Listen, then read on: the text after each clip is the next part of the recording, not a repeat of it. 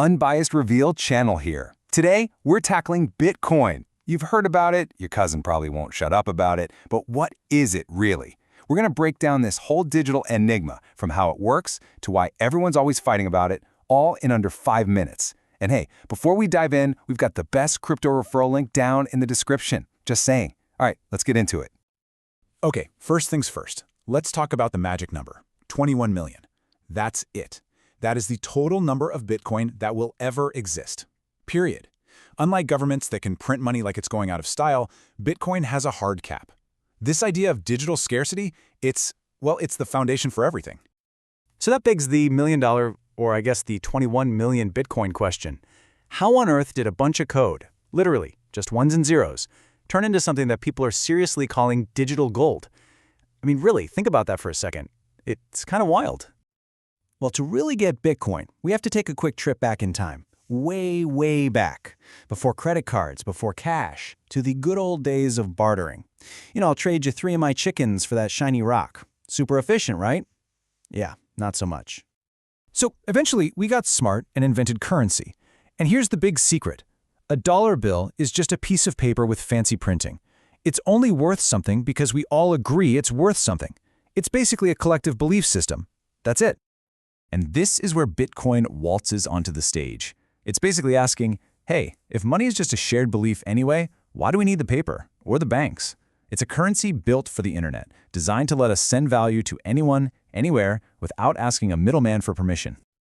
Okay, I hear you. No banks? How does that even work? Who's in charge? The secret sauce is a technology called the blockchain. And I know, it sounds super complicated and techy, but stick with me. The core idea is actually way simpler than it sounds. Think of it as an unhackable spreadsheet. Yeah, you heard me. Just imagine a giant Google sheet. A spreadsheet that keeps a running list of every single Bitcoin transaction that has ever happened. Ever. The big twist? This spreadsheet isn't stored on one computer. It's copied and shared with thousands of people all over the world. And that's the absolute game changer. Your bank has a ledger, but it's their private property. They own it, they can change it, and you just have to trust them. Bitcoin's blockchain is the complete opposite. It's decentralized, meaning nobody owns it, and it's public, so everybody can see it. It's a system built on verification, not on trust. That word, decentralization, is the key to the whole shebang. Because thousands of computers all have a copy of that ledger, they're all constantly checking each other's work. To cheat the system, you'd have to hack thousands of computers at the exact same time. It's less like a bank vault and more like a neighborhood watch for your money, where everyone is watching everyone else. Good luck sneaking anything past that crew. So here's how it goes down. You decide to send some Bitcoin. You sign the transaction with your secret digital password, your private key. That request gets shouted out to the whole network.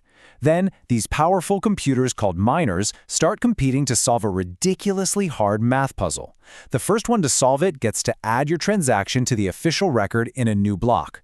And for all their hard work, they get rewarded with some brand new Bitcoin.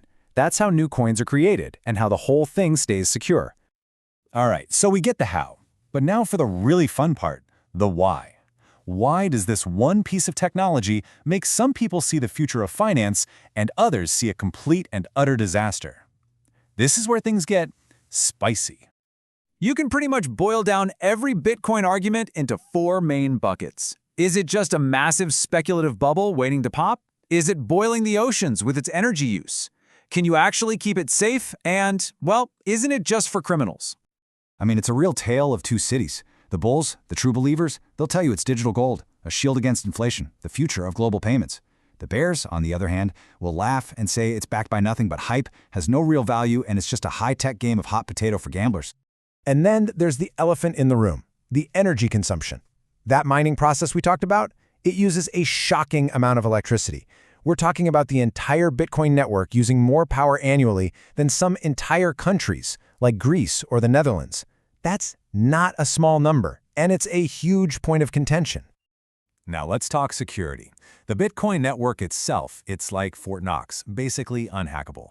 But, and this is a big but, the places where you buy and store your Bitcoin, these online exchanges, they are absolutely not Fort Knox. We've seen colossal hacks, like the infamous Mt. Gox disaster where hundreds of thousands of Bitcoins just, poof, vanished. It's a brutal reminder that your digital money is only as safe as the digital wallet it's in. But here's the crazy part. Despite all the drama, the arguments, the risks, Bitcoin has somehow clawed its way out of the weird corners of the internet and marched straight onto Wall Street. The journey has been nothing short of wild. I mean, just look at the timeline. El Salvador made it actual legal money. A corporate giant like Tesla put over $1 billion of it on their company balance sheet. And then, the big one in 2024, U.S. regulators finally approved Bitcoin ETFs, basically rolling out the red carpet for mainstream investors to get in on the action. This isn't some niche nerd thing anymore. But hold your horses. Even as the SEC gave that approval, the chairman, Gary Gensler, basically said, hey, we're letting people trade this stuff, but don't for a second think we're endorsing it. It's like your parents letting you borrow the car, but reminding you they still think your destination is a terrible idea. The skepticism from the top is still very, very real. So, let's try to wrap our heads around this. What's the main takeaway? Well, at its core, Bitcoin is a truly groundbreaking technology.